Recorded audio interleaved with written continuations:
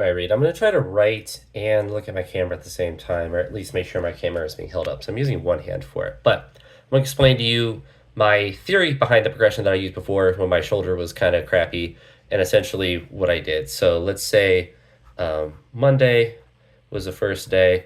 I would back squat.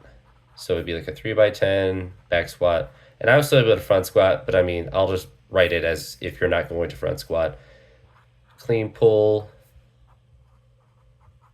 and that would be like 3x5, and that would be like a Monday session. Add accessories or whatever else, but I'm just gonna hit kind of the main stuff. Wednesday, I would do front squat, but obviously you cannot.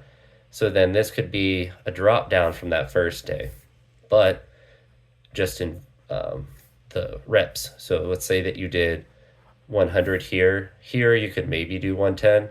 Maybe you do 105. So I'll write that kind of in reverse. Like you have a little range of 105 to 110.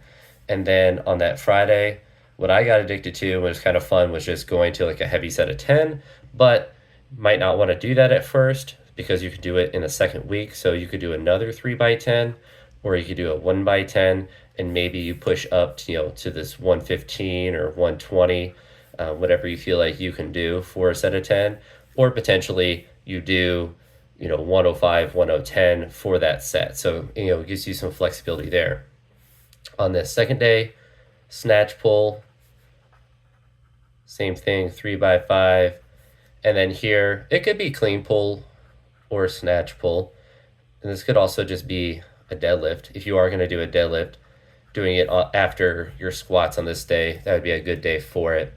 And then and you have a home gym as well, so you have that advantage. So on the Tuesday, Thursday, Saturday, Sunday, and this doesn't mean you have to do it every day, but like the optional stuff is mobility, cardio, abs, and then like bar work. So you're just essentially seeing like how your wrist feels and stuff like that. It could be like a behind the neck snatch press. Sorry for my handwriting being sloppy. It could be behind the neck snatch press, a SOTS press. It could be like this would be a standing behind the neck snatch press, or a snatch SOTS press or whatever.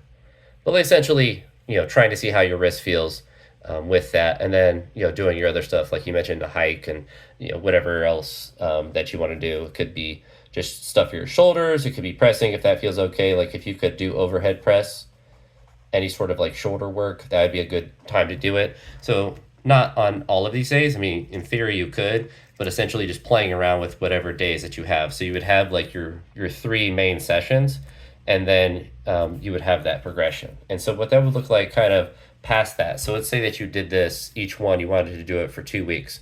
You could have a second 7-week block. And what that would look like is you would have 2 weeks of the 3x10, and then you drop down to 3x8, and then 3x5.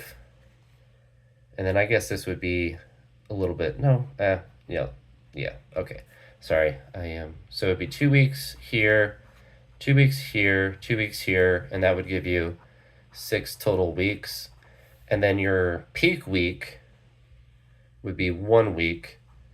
And what that would look like over here. So let's say Monday, you do a heavy 3x3. And obviously, you could linearly progress the pulls, and the pulling would go from 3x5 for 2 weeks to 3x3 for 2 weeks to 3x2. And really, for me, I don't really worry too much about the reps of the pulls, but like that would be a similar thing. So 3x3 and then 3x2, and you could do more, or you could even keep it at sets of 5. It's not critical with that, as long as you're trying to increase the weight with them. But then Monday would be a 3x3.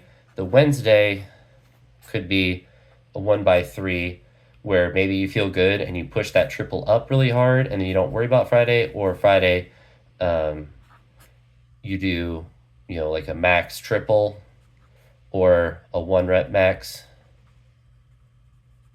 You kind of give yourself that flexibility. Basically, like you just go hard on that day, and then maybe you do a heavy dead as well, and then you see how that feels. But essentially, that would give you a 7-week block, And then when you come back, so let's say that you started the first block at 100, you get all the way down here, and then when you reset all the way back at the beginning, maybe you then are able to start at 105 or 110 for 3 sets of 10, and you're able to progress the first week back up, and then that would push everything else up in sort of the similar way. But I figured just sending you a video would be easier than me trying to type paragraphs upon paragraphs. But that's how I kind of did it with my shoulder when I couldn't really do stuff. And then as my shoulder got better, these became more weightlifting sessions, and I was able to dabble it back into the normal stuff. But I essentially just went crazy on squats because I had all the energy and had to get myself stronger somehow, some way. But yeah, hope that helps.